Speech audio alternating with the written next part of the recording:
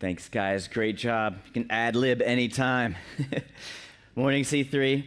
I am back. It's been a while since I've been up front here. We've been on vacation for a couple weeks, so really have enjoyed some peaceful time, rest with my family and extended family, but it's great to be back here with all of you as well. And last week on our return trip back, we actually got to stop at one of my favorite places to go and explore Cooper's Rock, as I've told some stories about various trips. Yeah, Easter, you might remember the bear story. Yeah, I got chased out of the woods. Well, it happened again. I got lost at Cooper's Rock. So if you get nothing, and you may get nothing else from this sermon, you will know Ted has no merit badge when it comes to hiking. And I don't even know how it happened. I mean, seriously, we were on one of our favorite trails there. And if you've been to Cooper's Rock, as the name implies, there's rocks there. So we got there and, you know, there's all these rocks that you get to climb out on. And so we get on this trail and we're on the rocks. And when you're on the rocks, you can't really see where the path is, you know, because it's just all, you know, all the same. So we kind of work our way through these rocks, and then we hop back on the path, what we thought was ours, and it was clearly, you know, knocked down, and you could tell where the trail was, and we're just going and going and going, and we're like, sooner or later, we're just like, this is not our path. It was somebody's path, right? Somebody had definitely walked through that area and kind of knocked it down, but it wasn't the path that we were supposed to be on. And I wonder if some of us don't feel that same tension in our own lives, that maybe we're on a path and we feel stuck in a certain way that we think, in a certain way that we're acting, in a certain way that we're living. And we're walking down this path, but it may not be ours, and we feel a little lost, and we need to find our way back home again. Well, if that's how you feel or have felt recently, I think this message series is going to be really good for you. We're in a summer series called Reset. It all starts with the soul, and in this series, we're looking at the 6 different parts of who we are as people and allowing us to examine each area of those in our lives and just asking a simple question: how can these 6 different areas, all different parts of our soul, become integrated as one complete whole? So when we think about who we are, how God has designed us, we're complex. So we have a will, and we have thoughts, and we have feelings. We have a physical body that we live all of these experiences through.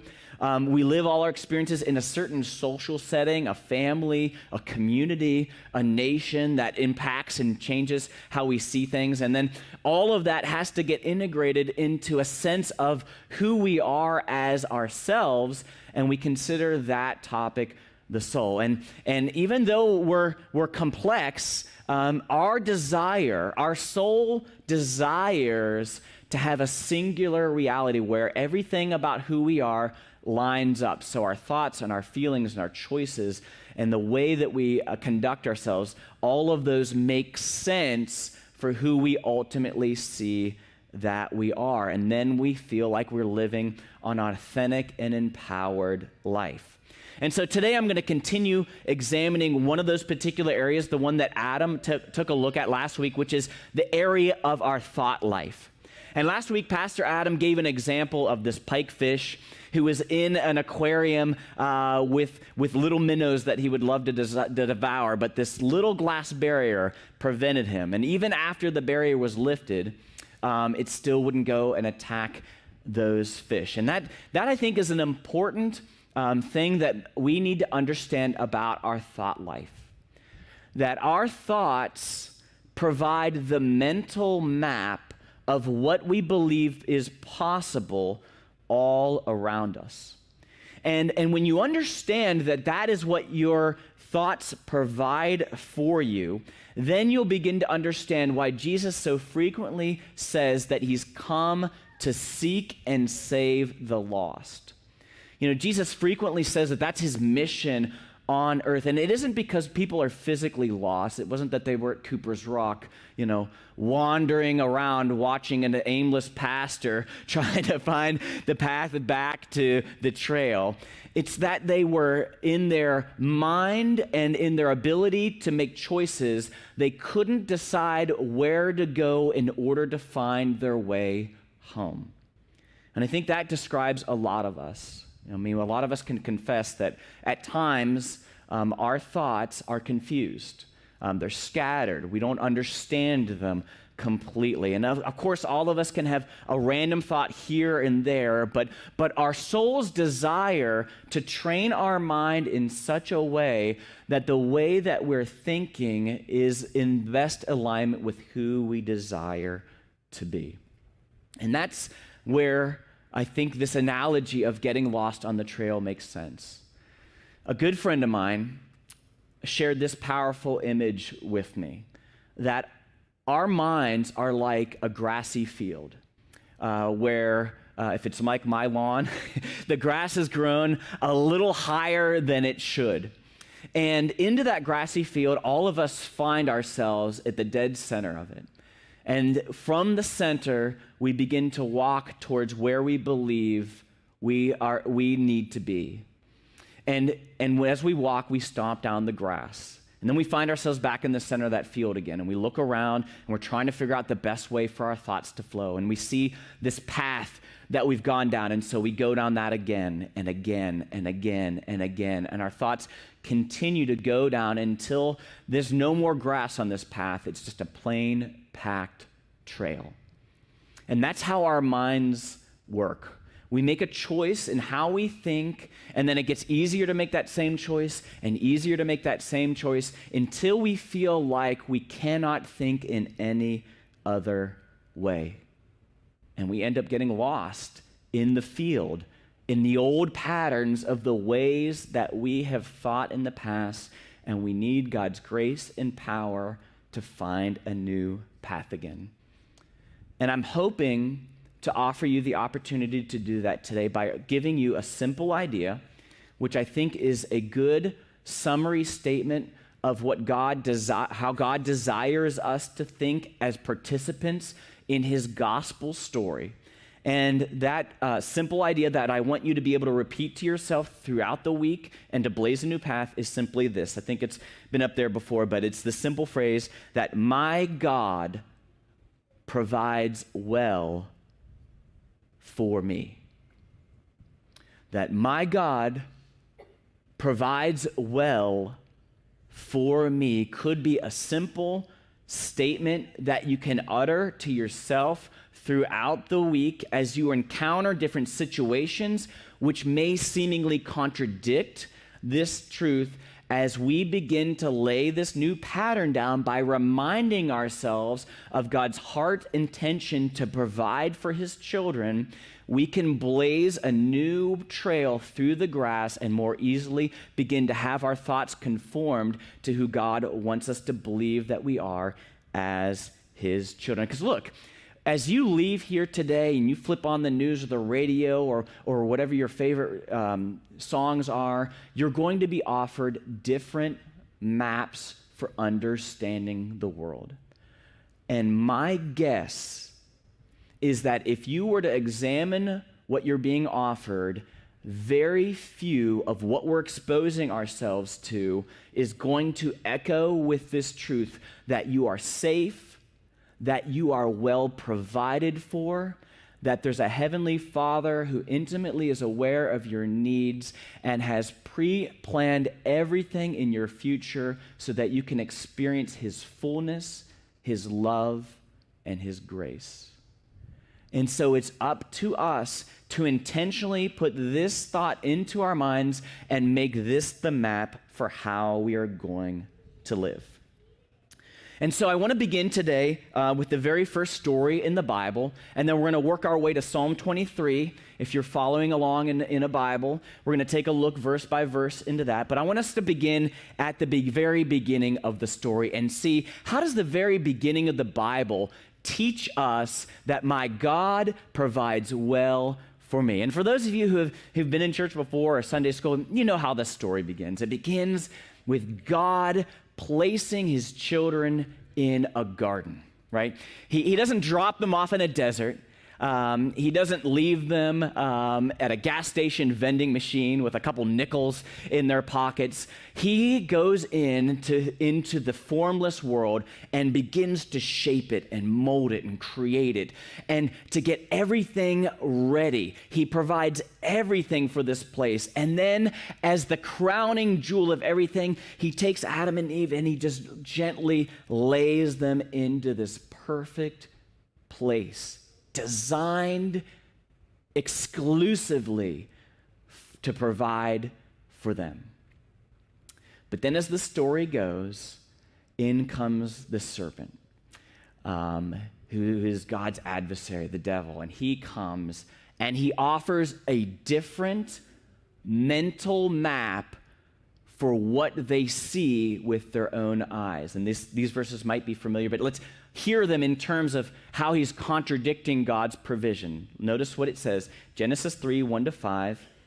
Here is the slippery snake, and he says, did God actually say, you shall not eat of any tree in the garden? And the woman said to the serpent, we may eat of the fruit of the trees in the garden, but God said, you shall not eat of the fruit of the tree that's in the midst of the garden, neither shall you touch it, lest you die. But the serpent said to the woman, you won't surely die, for God knows that when you eat of it, your eyes will be opened, and you will be like God, knowing good and evil. So here they are. They're in this amazing orchard, and they can have anything they want. This is God providing abundantly for them. But in comes the sneaky snake, and he gets them to focus on the one thing they can't have and tells them that is an eye-opening experience. That instead of focusing on the broadness of God's provision, if you'll just narrowly focus on what you can have, that is true enlightenment in the world. And so here we see the serpent offering not only the first lie in the Bible, but he also offers the first conspiracy theory in all of the Bible, which is to look at everything around them and to deny it for some secret truth about God, that he is not providing well for them. So how important is this big idea that my God provides well for me? Well, the very first lie in the Bible is that God does not provide well for his children. It takes God's massive provision and calls it a prison where they're not allowed to do exactly what they want. And so that pattern of God abundantly providing for his children and that truth being contradicted is a pattern we see throughout the Bible, where God is just revealing himself as someone who cares for his people, and then circumstances or lies come in that contradict that reality. And we see that in particular in Psalm 23. Now, this is a very familiar psalm. I'm sure a lot of you know this or have heard it before. It's written by King David, who was kind of Israel's poet king in the Old Testament story. And it begins with this idea that God is the shepherd, taking care of his people, making sure that they have everything that they want. And I think the reason that this psalm has captured the minds and hearts of so many people is because it describes what our souls truly long for, to know our place in the world, to know satisfaction and peace. And so this is how it begins. The Lord is my shepherd. I will not want. He makes me to lie down in green pasture. He leads me beside the quiet waters. He restores, he energizes my soul. He leads me in paths of righteousness for his name's sake. And this is what we long for, this sense of peace and tranquility. There's nothing desperate about this soul. It doesn't use things and people in order to fill some kind of vacuumous hole inside of it. It has all of its needs met, and it knows where it's going. But into this amazing picture of provision, a challenge occurs, just like in the garden. And that's where verse 4 comes along. Here comes the challenge to this thought that my God provides well for me. It says, even though I walk through the valley of the shadow of death, I will fear no evil, for you are with me. Your rod and their staff, they comfort me. And so the scenery quickly changes from a sunny field and a babbling brook to a rocky, dark, and cold valley where doubts lurk behind every rock and shadow. And in this part of the psalm, David isn't talking about he's not talking about himself physically dying, but he feels the shadow of death, that sense of being threatened, being unsafe, being not provided for in that moment. And I think a lot of us know what that is like. When we just get that sense that things are not well, that nobody is looking out for us. That's what the shadow of death feels like as it hangs over David's back. It causes us to disbelieve that my God provides well for me. So it's in the dark of the valley, we have to open our eyes wider and let more light into the fact that God is still with us. He is still walking right beside us. His rod and his staff is protecting us, even when we don't feel necessarily that he is, or we can't see immediately his presence, that he is still providing well for his people in that moment. Because the greatest threat to God's people in the valley is that they will give in to fear.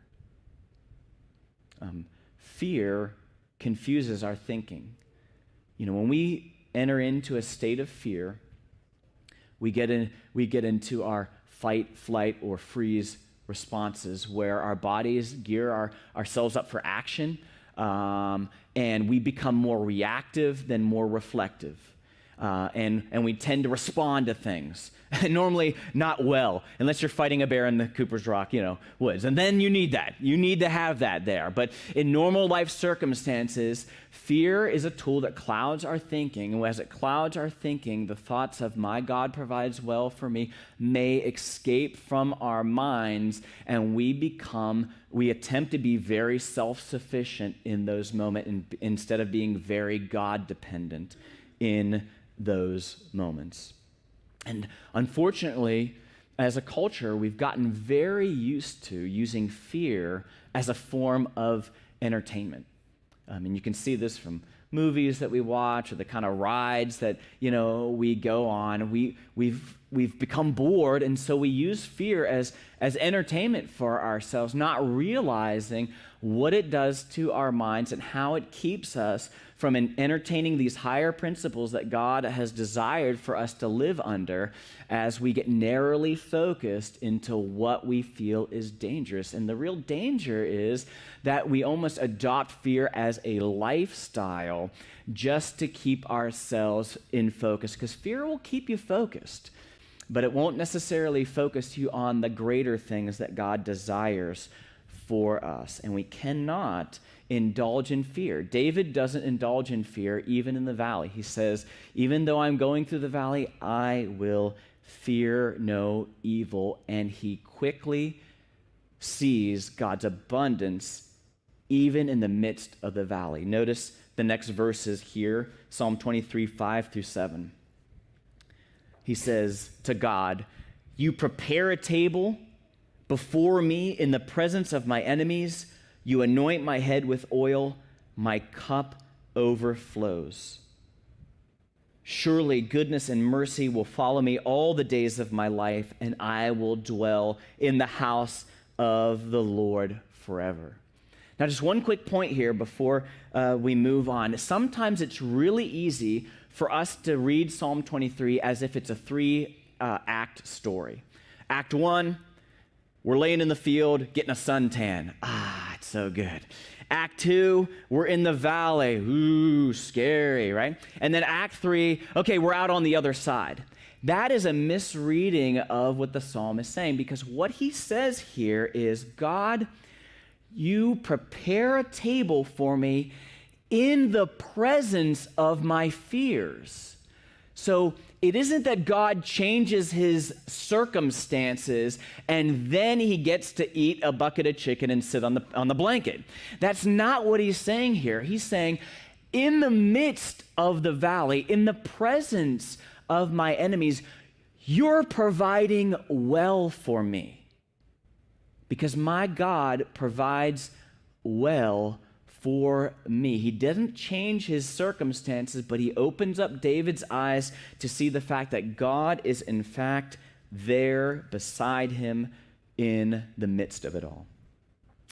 And so I want to do something unusual here, because I think the psalm provides an amazing image here. And images can be really powerful in helping our minds remember God's truth. And so I have a similar cup to the one demonstrated on the screen here. And what's this down here?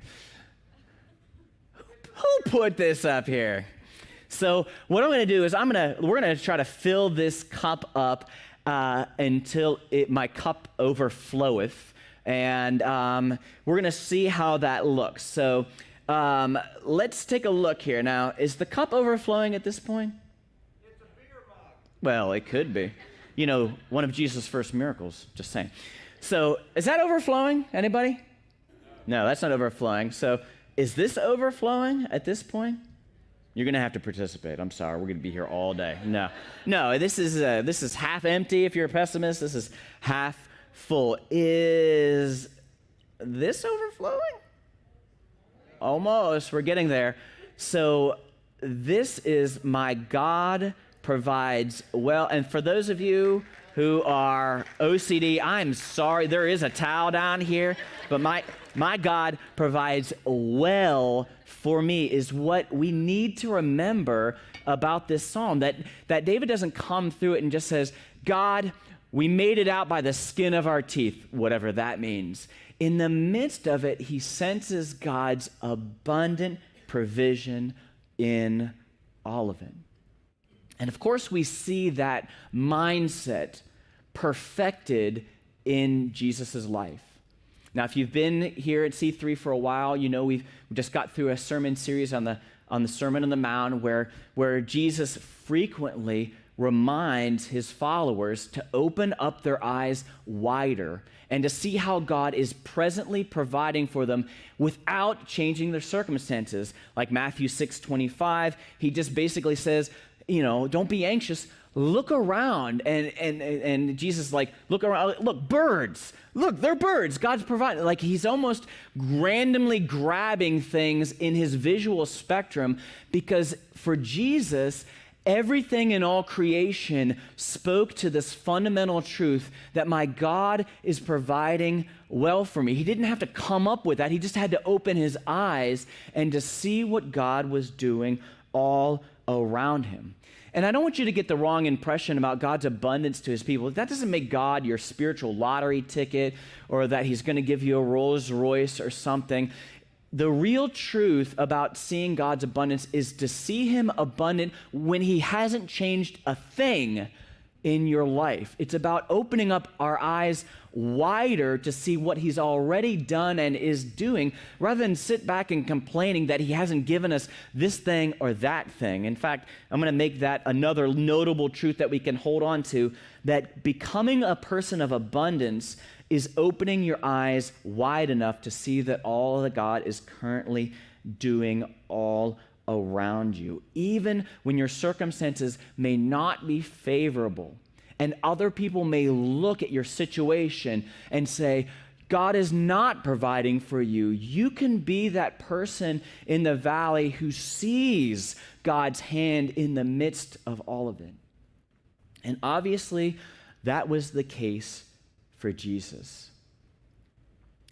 The night before Jesus was betrayed, he entered into a garden, much like Adam and Eve. And in that garden, he was also tempted to believe that God was not providing for him in that moment. And notice how, and this is from Mark 14, how even in the midst of that, Jesus is holding on to the truth that my God provides well for me. Let me just read to you from that section. It says, this is Jesus and his disciples. They went to a place called Gethsemane, and Jesus said to his disciples, sit here while I pray.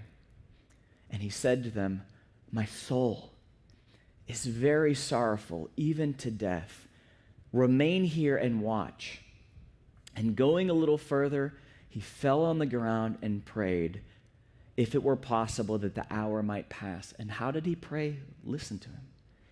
He said, Abba, Father, all things are possible for you. Remove this cup from me, but not what I will, but what you will.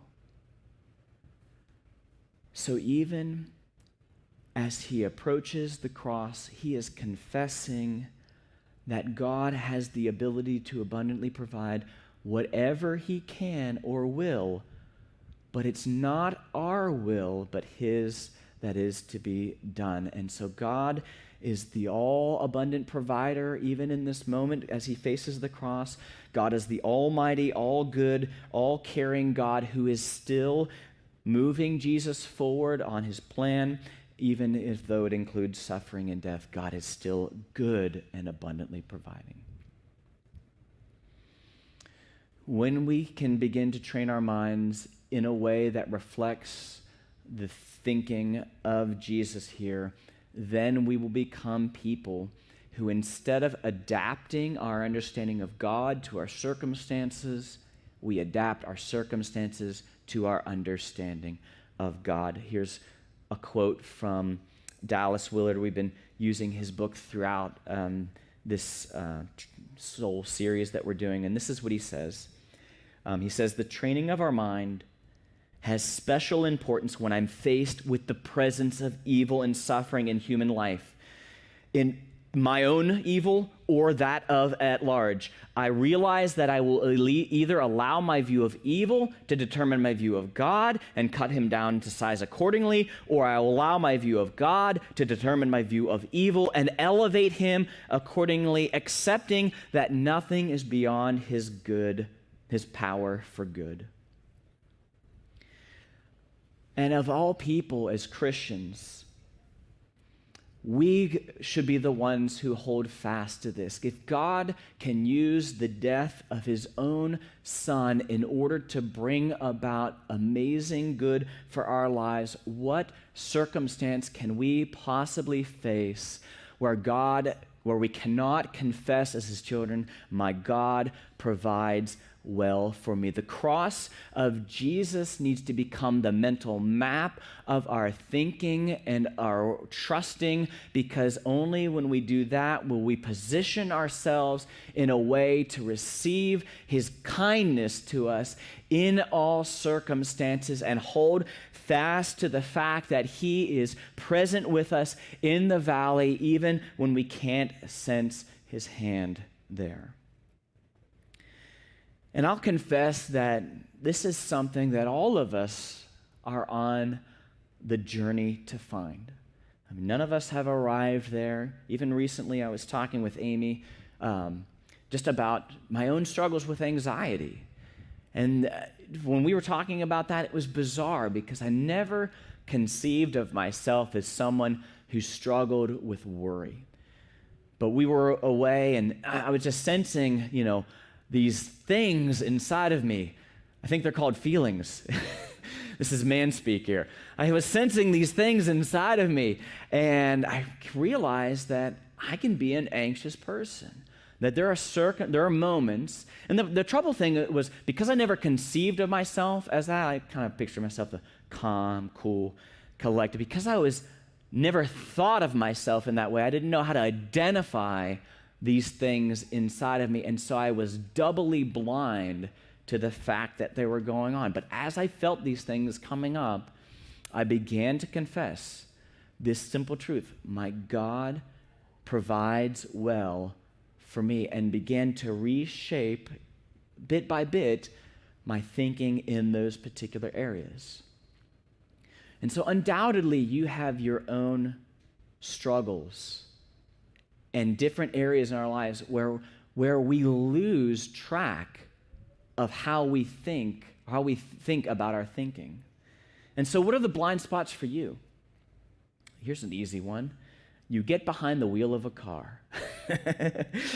And as soon as we get in there, our thinking changes from my God provides abundantly for me to I need to get where I'm going 10 times faster than you get stopped at a red light and you're like, what, God, another one of these? And I'm like, who have we become? Like, God will provide well for you even behind the wheel of the car. That's an easy one. Or it's our finances, right? It's easy for us to trust God for our eternal investment with Him, but our earthly investment, I don't know. It's a bear market out there. It's getting pretty scary out there, and somehow we're okay with Him providing abundantly for us here, but in those areas, we feel like it's all up to us to take care of ourselves. Or maybe it's with our relationships. You hear about somebody in your life who's doing good, or they're getting promoted, or they're getting complimented, and somehow you feel like their blessing takes something away from you, and so you're envious and you're covetous, and you find reasons why they shouldn't be receiving what they're getting because you're living in a scarcity world where their betterment means that you lose out somehow, and you've lost sight of the simple fact that in all things, my God provides well for me. Or it's just other issues in your life. You live and you have lots of regrets and mistakes, and you feel like your life is coming to a conclusion that you don't want to see it happen at, and you don't feel like there's anything left for you to do. You don't sense that God has a purpose or a redemptive story in your life, and so you get scared that your time is running out. And instead of living each day in the full blessing of who God desires you to be, you're withdrawing from people, you're pulling away from them. It's beginning to weigh down your life. In all of these areas and in all these ways, we are to train our minds to see God's abundant provision in everything. And like the open field where the grass has already been run down in certain ways, you may have to work harder than you think to blaze a new path, and it may be different for different issues for you, and some may come easy and some may come harder, and you may need to link arms with other people to help you walk this journey, but we need to train our minds to think differently, to make this our mental map so that we can truly live as Jesus desires us to live. And one last caution before we get to the next step here, which is that, as I mentioned earlier, there's a lot of mental maps being offered by a lot of different people out in our world today. And so much of what we subject our minds to throughout the week teaches us an opposite mentality. It wants to make you afraid. It wants to keep you fearful. It wants you to be dependent on this news source or this social media person or this personality. It wants to make you dependent on them to save you and to make you feel safe. And so we cannot, as followers of Jesus, pickle our minds on a scarcity mentality 6 days out of the week and come to church on Sunday and think that hearing one abundant sermon although it has a stunning visual image, is going to fix our thinking throughout the week. We need to limit the things that make us feel limited and expose our minds to God's truth throughout the week. Because bottom line, a scarcity mindset feeds a selfish life, whereas abundance mindset leads to a selfless life. And we're going to see next week how I'm going to talk next week about how an abundance mindset leads our hearts and our emotions into all of the good things that God desires, whereas a scarcity mindset leads us into the dark feelings that God does not desire for us. But let's get practical here for a moment and consider what our next steps can be throughout this week. And I already mentioned this one. First one, limit what makes you feel limited. You know what you're listening to. Knock it off. Get your mind surrounded by God's good truth and keep this mindset throughout the week. Do not use fear as entertainment.